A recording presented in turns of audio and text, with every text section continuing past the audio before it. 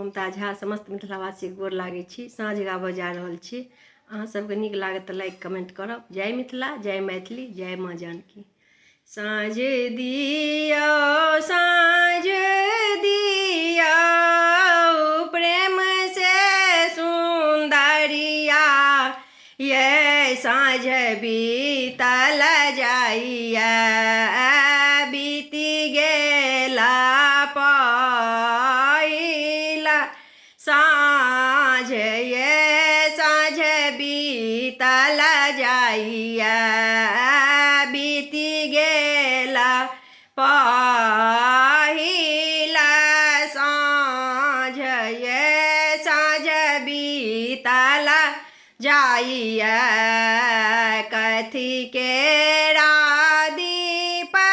मैया, कथी सूता साँझ बीतल जाइया, कथी के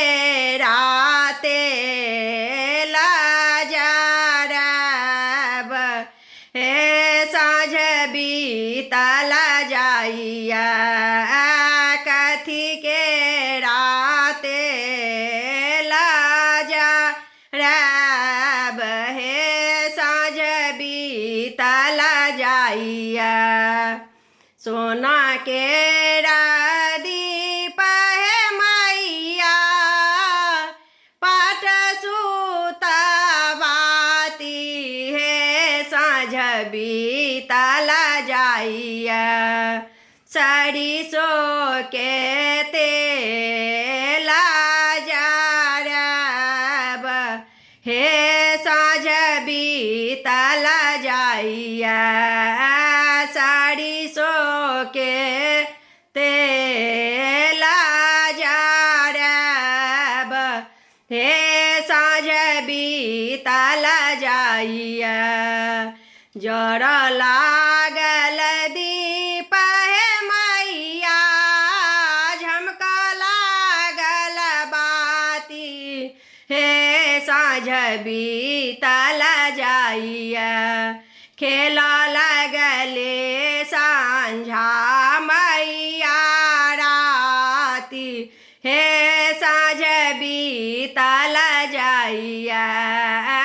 खेला लगले साँझा मैया राती, हे साँझ बीतल जाइया, साँझ दियो, साँझ दियो,